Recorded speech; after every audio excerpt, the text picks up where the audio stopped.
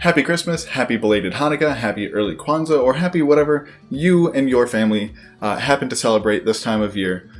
Welcome to Pallet University. Today we are taking a closer look at how some Pokemon may be as pets. Specifically today, one of the few, I think the only really, holiday-themed Pokemon, Delibird. Shoutouts to Patty Murphy, who on one of our streams at this point, like 2 months ago, I mentioned doing something for Christmas time, and Patty was like, "Is it Delibird as a pet?" And I was like, no, it's not, I promise. Yeah, you got me, congrats. Birds in general can make really rewarding, albeit pretty challenging pets that a lot of people actually have. So what about Delibird? If you have a suggestion for a Pokemon for us to cover as a pet in the future, make sure to leave that as a comment down below. And while you're down there, you might as well leave a thumbs up or a thumbs down on this video if you liked or disliked respectively. And since you're already right there, make sure to subscribe and turn on notifications so you don't miss the next time we put out a How Would X Pokemon Be as a Pet video. And lastly, as with every video in this series, please go check out the YouTube channel Clint's Reptiles. It will be the first link in the description down below. He makes all sorts of content about how would X reptile, or in some cases amphibians, arthropods. Even for Mother's Day, he did a video about his own kids and how his kids would be as pets. Just quirky things like that from a real professional PhD biologist who's been keeping reptiles for years and years. A wealth of knowledge and just a generally super positive influence that I feel like all of us could use in our lives. But please, it'd be a real personal favor to me if you were to go check out Clint's channel. So with that, we are here to answer, is Delibird the best pet Pokemon for you? Delibird gets a score of 2.4 out of 5, and that comes down to the 5 categories, which are handleability, care, hardiness, availability, and upfront costs. For handleability, Delibird gets a score of 4 out of 5. Firstly, by all accounts, Delibird just seems like a really kind, generous Pokemon. Almost all of its Pokédex entries reference that if it meets a traveler just out in the world, it'll take some food from its little bag and just give them some food. They don't ever try to attack people. And, even in, Pokemon Sword and Shield, when you see them in the overworld, like in the wild area, they'll just kind of fly up to you and then just plop down and then just chill and hang out. That seems like a cool pet to me. The only downside is that it's fairly large. It's about 3 feet tall and also fairly heavy, especially for a bird, being about 35 pounds. Also, being that it's a bird, its bones are pretty hollow and birds in general are just not very durable. Given that it's a relatively heavy and larger bird, that sort of cancels it out a bit, but just something to keep in mind. Next we have care, for which Delibird gets a score of 1 out of 5. This comes down to a number of things. The first and most important being the temperature. Being an ice-type Pokemon, Delibird would need cold temperatures, and I don't think it would really mean below freezing, but I would say probably somewhere around 40 to 45 degrees Fahrenheit, which is a pretty big problem. From my experience as a reptile keeper, and while birds are reptiles, but they're very weird reptiles, it is very easy to put more heat into an environment than it is to remove heat from an environment. And I would assume that this would be even harder if you're trying to get below, ambient temperature, the temperature of the air around you. You would probably need some kind of really heavy-duty industrial air conditioners running basically 24/7 to maintain these temperatures, which we're going to talk about that more when we get to the upfront costs, but that's not an easy thing to get set up. So that's the biggest obstacle, but not the only one. One Pokédex entry says that they like to nest on the cliffs of sharp rocks, or on the edges of cliffs with sharp rocks, something to that effect, but on the top of it, not like on the wall of the cliff like you see with some, maybe frigate birds or other, potentially like ocean-faring birds, which obviously Delibird is not, but that would almost make it easier. Because if it were nesting in the crags of the cliff itself instead of on the top, then you could just make, 1 wall, 2 walls, just craggy cliffs of their enclosure. Because their enclosure, spoiler, is going to be a room. You could just make 2 or so walls that, and then if they wanted to nest up there, they could. However, with them needing like the ledge, that's a little trickier.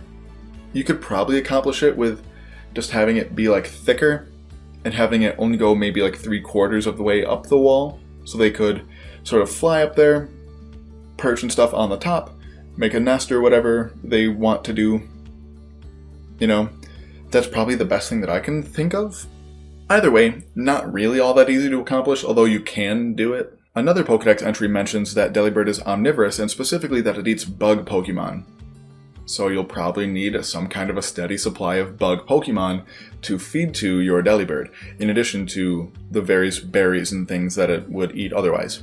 The enclosure would also need to be relatively large. They're not great flyers, so it wouldn't need to be huge, but it would need to be large enough for it to fly around in if it wanted to. Which normally I would just be like, you could keep it in a relatively small one, and then just, if it's trained, let it fly outside, or even just around the rest of your house. However, I don't think you're going to want to be keeping your entire house at 40 to 45 degrees, and unless you live in a place where that's the temperature, you can't really let it outside. So you're going to need a pretty big enclosure. In total, probably larger than just like your standard room in a house. Probably like 2 to 2.5 standard bedrooms in a house, which that's a good chunk of real estate. Lastly, they also seem to be relatively social Pokemon, with how often they interact with people, and then one Pokédex entry also mentions that they live in flocks. So having multiple of them probably would also be a good idea, which means you need more space. Next we have Hardness, for which Delibird gets a score of 3 out of 5. One Pokédex entry mentions that Delibird from Alola can handle somewhat higher temperatures than Delibird from other regions, but they don't really give context for how much higher. Still though, I would imagine that overheating would be the most significant, concern with keeping a pet Delibird. And unlike some other, weird hardiness related things, whether it's a medical thing, this is one that's really hard to work around. Because, for example, say you have a power outage. What do you do? With something that needs a higher temperature than the air is, you can just light a candle in a relatively enclosed space, and that'll heat it up above normal temperature a bit. Or potentially if you have a gas stove, you can light that, boil some water, heat something up to put near the enclosure of a reptile, like I said, that needs warmer temperatures. There are ways to work around that. There's not a way to work around keeping something that cold, if there's no power going to those air conditioners.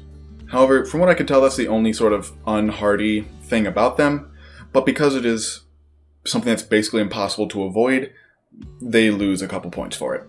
Next, for availability, Delibird gets a score of 3 out of 5. So unlike the other 3 Pokemon that we've talked about so far, because those other 3 are starter Pokemon, you can probably get them, captive bred fairly easily, but given that Delibird is probably A, not in super high demand, and B, quite hard to keep, I would imagine that there probably wouldn't be almost anyone trying to, captive breed Delibird. It's kind of the same reason why people don't captive breed iguanas that often. While yes, they're very popular, but they're very hard. They need a lot of space. And when you can just go out and sort of catch them in the wild and then sell them for $20 and make a significant profit, why would you breed them?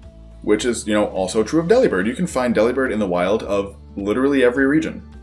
Which honestly came as kind of a shock to me when I was writing this script. So let's talk about where you can find them. So you can find them in the Sevi Islands of Kanto. You can find them in the Ice Path of Johto. You can find them in Shoal Cave in Hoenn, on routes 216 and 217 in Sinnoh. You can find them in Giant Chasm and Route 22 of Unova, Route 17 of Kalos, Seaward Cave, and Route 3 of Alola. Sorry, I had to look this a long list. And then also basically everywhere in the wild area when it's snowing in Galar. There are a couple of caveats to some of these places where you find them in the region, though. For example, in Kanto, The Sevi Islands are kind of hard to get to, especially, some of the later ones, and the island that you find Delibird on is 4 Island, which you can only get to after jumping through a couple hoops, and, pretty late into, a person's Pokemon journey. In Hoenn, Delibird's only available via the Dex Nav in Shoal Cave, which also is pretty late into a person's Pokemon journey unless you happen to live in Moss Deep City. And then even then, you would need to have a Dex Nav, which you would... I don't know how they're distributed. I don't know if those are something you can just go buy, but the only time that you ever get one in, the source material of the games is by going to Rustboro City. So you would need, even if you lived in Moss Deep, you would need to go to Rustboro City to get a Dex Nav and then go back to Shoal Cave to find your Delibird. In Sinnoh, they're only available as Swarm Pokemon, and I believe they only appear after you've beaten the champion. So again, very late into your Pokemon journey, and I don't think in Unova, you can catch them in Black and White, breaking a little fourth wall here. You can catch them in Black and White, and Black and White 2. And they're in the Giant Chasm in both, and then only in Route 22 in Black 2, White 2, which I'm also pretty sure is late into your Pokemon journey. So there's really only 3 regions where you can catch them kind of regularly, but they are available. Realistically, if you live in Galar, you can literally just walk out your backyard when it's snowing, and there's probably going to be a Delibird there. Then again, maybe that guy in Alola who has an entire house of Delibird, maybe he's trying to breed them? Headcanon? I don't know. And for our last category, we have upfront cost, for which Delibird gets a score of 1 out of 5, which you probably saw coming. So, especially because Delibird is not likely available captive bred, that's not going to be super expensive. Basically, it would just be whatever the cost is to get to wherever you're catching your Delibird, plus the Pokeball that it takes to catch it. Probably not all that much. However, we've already talked at length about the enclosure, but just given how large and how extreme the cooling would need to be, it would be very expensive. In fact, you'd probably want this to be built outside. You probably wouldn't want this in your house so you could properly insulate it, which would really cut down on a lot of cost, because if you can properly seal in all the cold, the air conditioners would have to work less hard, use less power, and might cost more upfront, but it would probably save you a lot of money long term. Regardless of how you choose to do it, it will guaranteed be very expensive. And that is why Delibird gets a score of 2.4 out of 5. Birds really do make cool pets, no pun intended, but they certainly are not for everybody. Hopefully, you and your family are staying safe, this holiday season while celebrating whatever holiday you happen to celebrate. So from, all of us here, meeting myself, at Pallet University, happy holidays. Make sure to follow us on Twitter at Pallet_U to keep up on all things Pokemon science, as well as if you feel like this content is worthy of supporting financially, we do have a Patreon, the link to which will be down in the description as well. Massive shout out to our supporters over on Patreon, Patty Murphy, as well as anyone else who may have joined since this video has been made, probably over a month since, or before you're actually seeing this. Thank you. And lastly, thank you so much for watching, and as always, there's a time and place for everything.